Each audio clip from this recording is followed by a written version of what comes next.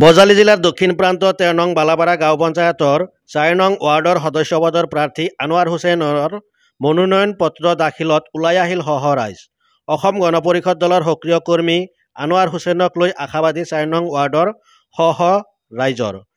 ৰাইজৰ আশা আকাংক্ষা পূৰণৰ প্ৰতিশ্ৰুতি আনোৱাৰ হুছেইনৰ। নিস্বাৰ্থভাৱে ৰাইজৰ সেৱা কৰিবৰ মন আনোৱাৰ হুছেইনৰ।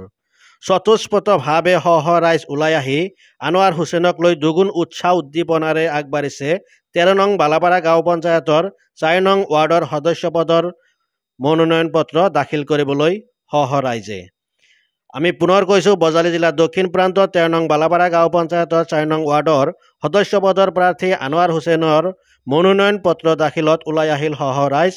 অসম গণ পৰিষদ দলৰ সক্ৰিয় কৰ্মী আনোৱাৰ হুছেইনক লৈ আশাবাদী 4 নং ৱাৰ্ডৰ ৰাইজৰ আশা আকাংক্ষা পূৰণৰ প্ৰতিশ্ৰুতি আনোৱাৰ হুছেইন। নিস্বাৰ্থভাৱে ৰাইজৰ সেৱা কৰাৰ মন আনোৱাৰ হুছেইনৰ।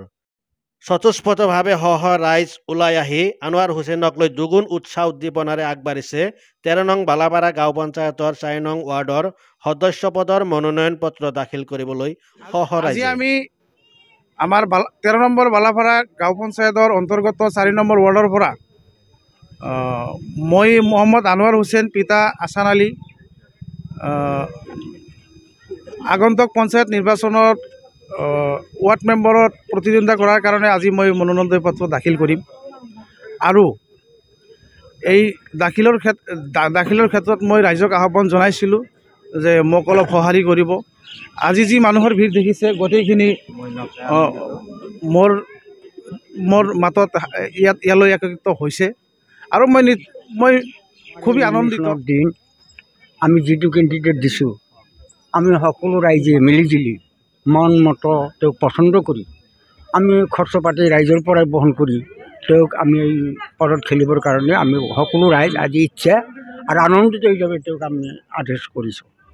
তেতিয়া আৰু এটা কথা ৰাখিছোঁ যে বহুত মানুহ বহুত কামত যায়, কিন্তু পাছত বহুত বেমেজালি কৰি থাকে। তেওঁ আমি কৈছোঁ যে আমাৰ ৰাইজৰ কাম কৰিব, ৰাইজৰ যিবিলাক কাম কৰি ৰাইজে শান্তি হয়, সেইখিনিৰ কাৰণে আমি অনুৰোধ জনাইছোঁ। ইমান ৰাইজ যাতে সমৰ্থন কৰিছে, ইমান ৰাইজ ওলাই আহিছে, মানুহবিলাকো আহিছে, কোনো মাতিব লগা নাই, ইচ্ছা কৰি আহি তেওঁ সমৰ্থনৰ কাৰণে ইমান মানুহ গোট খাইছে। তেওঁক মনত ৰখাৰ কাৰণে আমি বাৰ অনুৰোধ কৰিছোঁ, যেতিয়া ৰাইজৰ সমৰ্থন পোৱা যায় তেতিয়া মানুহটো অলপ ৰাইজৰ ফালে মন দি ৰাইজৰ কাম কৰাৰ কাৰণে অলপ চিন্তা কৰিব লাগে। আৰু আমি আশীৰ্বাদ ৰাখিছোঁ ৰাইজৰ ফালত। মই কৈছোঁ যে আমি গোটেইকেইটাই তেওঁক সমৰ্থন কৰিছোঁ, আমি গোটেইকেইটাই তেওঁক ভোট দি আমাৰ হাতৰ নাতিৰ নিচিনা তেওঁক আমি কাম কৰিম।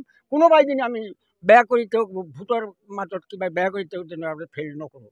আমি সকলো ৰাইজক বিনম্ৰভাৱে অনুৰোধ জনাইছোঁ, যিবিলাক মানুহ আহিছে আপুনি যিবিলাক নাহিছে তেখেতেও আমাৰ ইয়াক ভোট দি বিপুল ভোটত তেওঁক জয়যুক্ত কৰাৰ কাৰণে মই অনুৰোধ জনাইছোঁ সকলো ৰাইজক।